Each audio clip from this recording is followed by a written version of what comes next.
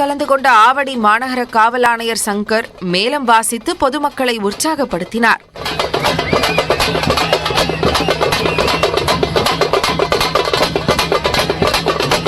நிகழ்ச்சியில் கலந்து கொண்ட பொதுமக்கள் கூடுதலாக நேரம் ஒதுக்க வேண்டும் என வேண்டுகோள் விடுத்தனர். எப்படி இருக்கும்னு சும்மா நாங்கள் இவ்வளோ எக்ஸ்பெக்ட் பண்ணல, இவ்வளோ டிஜே இதெல்லாம் இருக்கும்னு சொல்லிட்டு.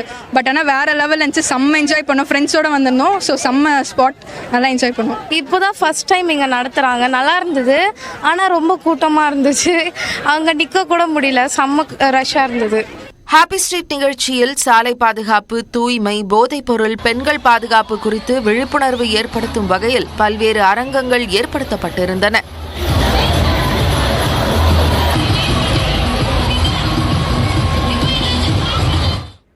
அண்மை செய்திகளுக்கு இணைந்திருங்கள். இது நியூஸ் 18 தமிழ்நாடு.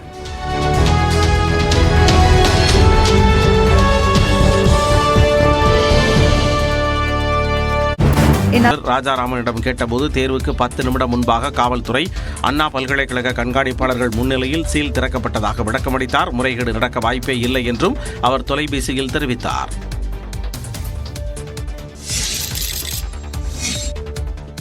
மறைந்த முன்னாள் முதலமைச்சர் ஜெயலலிதாவிற்கு தான் அழுத்தம் கொடுத்ததாலேயே அப்துல் கலாம் குடியரசுத் தலைவர் ஆனார் என்று முன்னாள் ஆளுநர் ராமமோகன் ராவ் தெரிவித்துள்ளார். 2002 முதல் 2004 ஆண்டு வரை தமிழ்நாடு ஆளுநராக இருந்தவர் ராமமோகன் ராவ். இவர் எழுதிய கவர்னர் பெட்டு கவர்னர் ஹவுஸ் என்ற புத்தகத்தின் வெளியீட்டு விழா கிண்டி ஆளுநர் மாளிகையில் நடைபெற்றது. இதில் பங்கேற்று பேசிய ராமமோகன் ராவ் ஜெயலலிதாவுக்கு தான் கொடுத்த அழுத்தத்தினாலேயே அப்துல் கலாம் குடியரசுத் தலைவராக தேர்ந்தெடுக்கப்பட்டதாக குறிப்பிட்டார்.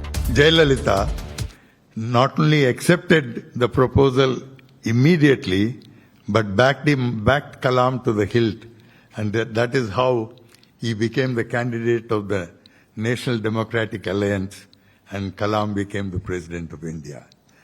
நிகழ்ச்சியில் பேசிய ஆளுநர் ஆர்.என். ரவி ராமமோகன் ராவ் தற்போதும் இளமையாக இருப்பதாக தெரிவித்தார். மதுபான கொள்கை வழக்கில் டெல்லி முதலமைச்சர் அரவிந்த் கெஜ்ரிவாலை ஜூலை 12ஆம் தேதி வரை நீதிமன்ற காவலில் வைக்க டெல்லி உயர்நீதிமன்றம் உத்தரவிட்டுள்ளது. டெல்லி மதுபான கொள்கை மாற்றப்பட்ட வழக்கில் பணம் கைமாறியதாக அமலாக்கத்துறையும் சிபிஐயும் வழக்குகள் பதிவு செய்தன. இந்த வழக்கில் ஏற்கனவே அமலாக்கத்துறையால் கைது செய்யப்பட்ட அரவிந்த் கெஜ்ரிவால் திகார் சிறையில் அடைக்கப்பட்டிருந்தார். அண்மையில் அவரை இதே வழக்கில் கைது செய்த சிபிஐ அதிகாரிகள் சிபிஐ தலைமை அலுவலகத்திற்கு அழைத்துச் சென்று விசாரணை நடத்தினர். இந்த சூழலில் சிபிஐ விசாரணைக்காக டெல்லி நீதிமன்றம் 3 நாட்கள் அவகாசம் அளித்திருந்தது. 3 நாட்கள் விசாரணை முடிந்த பின்னர் டெல்லி ரோஸ் அவென்யூ நீதிமன்றத்தில் ஆஜர்படுத்தப்பட்டார். அப்போது சிபிஐ தரப்பில் காவல் நீட்டிப்பு கோரப்பட்டது. இதையடுத்து ஜூலை 12ஆம் தேதி வரை நீதிமன்ற காவலை நீட்டித்து டெல்லி நீதிமன்றம் உத்தரவிட்டது. பின்னர் அரவிந்த் கெஜ்ரிவால் மீண்டும் திகார் சிறையில் அடைக்கப்பட்டார்.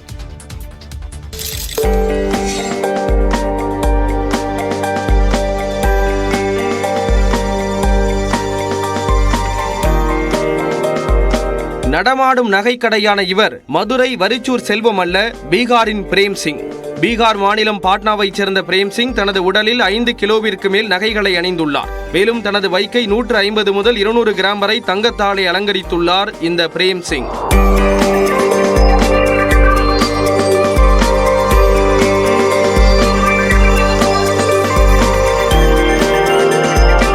நகையை வீட்டில் வைப்பதற்கே அச்சப்படும் சூழலில் நிதிஷ்குமார் ஆட்சியில் பீகாரில் திருட்டு பயம் இல்லை என்று பிரேம் சிங் கூறுகிறார்.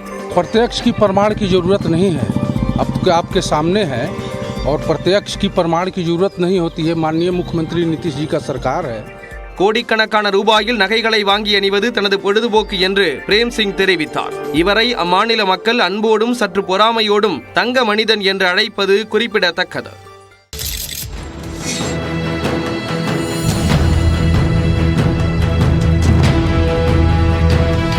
கோவையில் மகனை தெருநாய்களிடமிருந்து தந்தை காப்பாற்றிய சிசிடிவி காட்சி வெளியாகியுள்ளது. மகாலிங்கபுரம் பகுதியைச் சேர்ந்த ஒருவர் தனது மகனை இருசக்கர வாகனத்தில் அழைத்து வந்து வீட்டில் இறக்கிவிட்டுள்ளார். அப்பொழுது வீட்டருகே நின்றிருந்த தெருநாய்கள் மீது சிறுவன் கல்லை எறிந்ததால் தெருநாய்கள் அச்சிறுவனை கடிக்க வந்துள்ளன.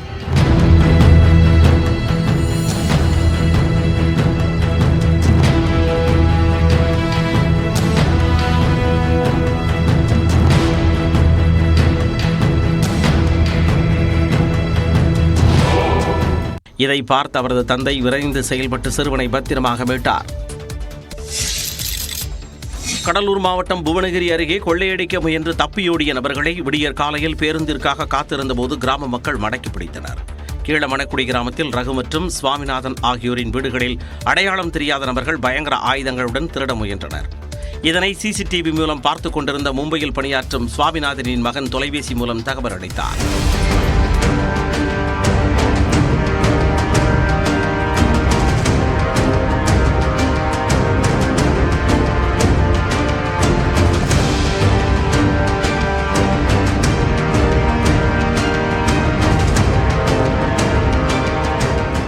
சுதாரித்துக் கொண்ட சுவாமிநாதன் வெளியே சென்று பார்ப்பதற்குள் திருட வந்தவர்கள் அங்கிருந்து தப்பிச் சென்றனர். மறைவான இடத்தில் தங்கியிருந்த அவர்கள் விடியற் காலையில் பேருந்து ஏற நின்றபோது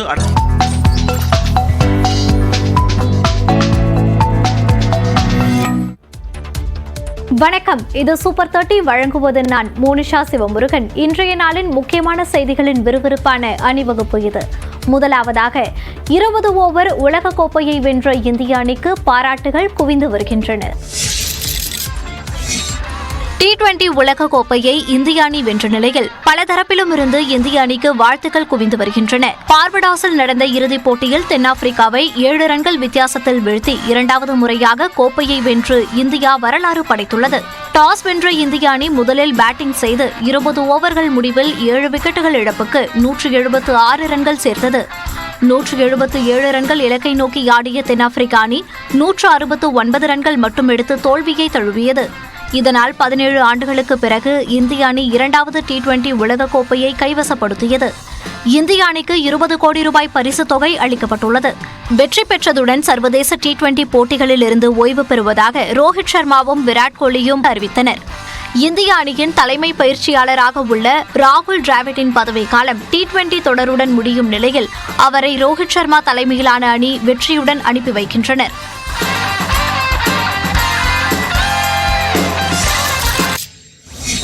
ரோஹித் சர்மா, விராட் கோலியை தொடர்ந்து இந்திய அணியின் ஆல்ரவுண்டர் ரவீந்திர ஜடேஜாவும் சர்வதேச 20 ஓவர் கிரிக்கெட் போட்டிகளில் இருந்து ஓய்வு பெறுவதாக அறிவித்துள்ளார். இது தொடர்பாக தனது இன்ஸ்டா பக்கத்தில் பதிவிட்டுள்ள அவர், உலகக்கோப்பையை வென்றதன் மூலம் கனவு நனவாகியுள்ளதாக தெரிவித்துள்ளார். போர்க்கள குதிரை போன்ற நாட்டுக்காக பெருமிதத்துடன் எப்போதும் விளையாடி வருவதாகவும் அதே உத்வேகத்துடன் டெஸ்ட் மற்றும் ஒருநாள் போட்டிகளில் தொடர்ந்து விளையாடப் போவதாக தெரிவித்துள்ளார். T20 கோப்பையை வென்றதால் நீண்ட நாள் கனவு நனவானதாகவும் இது தனது கிரிக்கெட் வாழ்வின் சிகர சாதனை என்றும் குறிப்பிட்டுள்ளார். 35 வயதான ரவீந்திர ஜடேஜா இந்திய அணிக்காக 74 T20 போட்டிகளில் விளையாடி 127 ஸ்ட்ரைக் ரேட்டில் 515 ரன்களை வேகமாக குவித்துள்ளார். சுடற்பந்து வீச்சிலும் அசத்திய அவர் 54 விக்கெட்டுகளை கைப்பற்றியுள்ளார். ஃபீல்டிங்கில் 1000க்கும் மேற்பட்ட ரன்களை கட்டுப்படுத்தியவர். பேட்டிங், பவுலிங், ஃபீல்டிங் என 3 துறைகளிலும் முத்திரை பதித்த ஜடேஜாவின் இடத்தை இன்னொரு வீரரால் நிரப்ப முடியாது என்பதே கிரிக்கெட் ஆர்வலர்களின் கருத்தாக உள்ளது. ICC Men's T20 Cricket World Cup Champions 2024.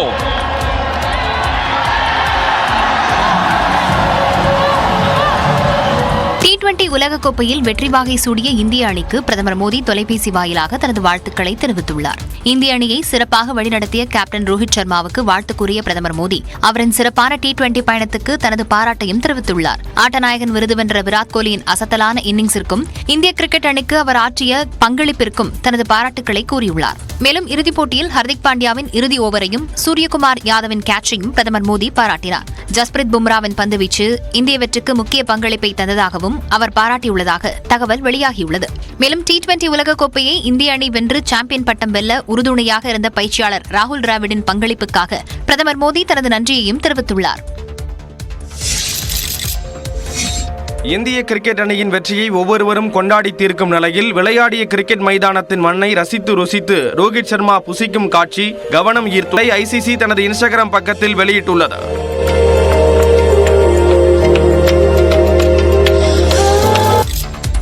விலை மதிப்பில்லாத பிறந்தநாள் பரிசு என்று T20 உலகக்கோப்பை வென்ற இந்திய அணிக்கு முன்னாள் கேப்டன் மகேந்திர சிங் தோனி பாராட்டுக்களை தெரிவித்துள்ளார். இந்திய அணிக்கு முதலில் தனது வாழ்த்தை மட்டும் தெரிவித்திருந்த தோனி பின்னர் போட்டியை காணும்போது ஏற்பட்ட அனுபவத்தையும் சேர்த்திருந்தார். போட்டியை காணும்போது தனக்கு இதய துடிப்பு எகிரிவிட்டதாகவும் ஆனால் இந்திய வீரர்கள் நிதானமாக தங்களின் திறமை மீது நம்பிக்கை வைத்து விளையாடி வெற்றி பெற்றதாக தோனி குறிப்பிட்டுள்ளார். உலகக் கோப்பையை மீண்டும் தாயகம் கொண்டு வருவதற்காக இந்தியர்கள் சார்பில் நன்றி தெரிவித்துக் கொள்வதாகவும் தோனி தெரிவித்திருந்தார். வரும் 7ஆம் தேதி தோனி தனது பிறந்த நாளை கொண்டாடும் நிலையில் விலை மதிப்பில்லாத பிறந்தநாள் பரிசை அளித்ததற்கு நன்றி என்றும் இன்ஸ்டாகிராமில் பதிவிட்டுள்ளார். இந்நிலையில் தங்களுக்கு வாழ்த்து தெரிவித்த தோனிக்கு இந்திய கிரிக்கெட் அணியின் கேப்டன் ரோஹித் நன்றி தெரிவித்துள்ளார். शानदार प्लेयर रहे हमारे लिए, देश के लिए इतना कुछ किया उन्होंने. तो தோனியின் பாராட்டு மிகவும் மகிழ்ச்சி தருவதாகவும் அவர் தெரிவித்துள்ளார். நீலகிரி மற்றும் கோயம்புத்தூர் மாவட்டங்களில் இன்றும் நாளையும் கனமழை பெய்ய வாய்ப்புள்ளதாக வானிலை மையம் தெரிவித்துள்ளது. இது தொடர்பாக வெளியிடப்பட்டுள்ள அறிவிப்பில் தமிழகத்தில் ஒரு சில இடங்களிலும் புதுவை மற்றும் காரைக்கால் பகுதிகளிலும் 2 நாட்களுக்கு இடி மின்னலுடன் கூடிய மிதமான மழை பெய்யக்கூடும் என்றும் நீலகிரி மற்றும் கோயம்புத்தூர் மாவட்ட மலைப்பகுதிகளில் ஓரிரு இடங்களில் கனமழை பெய்ய வாய்ப்புள்ளதாக தெரிவிக்கப்பட்டுள்ளது. சென்னையில் ஒரு சில பகுதிகளில் இடி மின்னலுடன் கூடிய லேசான மழை பெய்ய வாய்ப்புள்ளதாக வானிலை மையம் கூறியுள்ளது. வருகிற 4ஆம் தேதி வரை மன்னார் வளைகுடா மற்றும் அதனை ஒட்டிய தென் தமிழக கடலோர பகுதிகள், தென்கிழக்கு மத்திய மற்றும் வடக்கு வங்கக்கடல் பகுதிகளில் சூறாவளி காற்று வீசக்கூடும் என்பதால் அங்கு மீனவர்கள் செல்ல வேண்டாம் என்றும் அறிவுறுத்தப்பட்டுள்ளது. இடைத்தேர்தல் நடைபெற உள்ள விக்கிரவாண்டி சட்டமன்ற தொகுதியில் அப்பட்டமாக விதிமீறல் நடைபெறுவதாக குற்றம் சாட்டியுள்ள பாமக தலைவர் அன்புமணி தேர்தல் அதிகாரியை மாற்ற வேண்டும் என்று வலியுறுத்தியுள்ளார். விக்கிரவாண்டி திமுக எம்எல்ஏ புகழேந்தி சில மாதங்களுக்கு முன்பு காலமான நிலையில் அந்த தொகுதியில் இடைத்தேர்தல் அறிவிக்கப்பட்டுள்ளது. ஜூலை 10ஆம் தேதி இடைத்தேர்தல் நடைபெற உள்ள நிலையில் திமுக, பாமக, நாம் தமிழர் கட்சி என மும்முனை போட்டி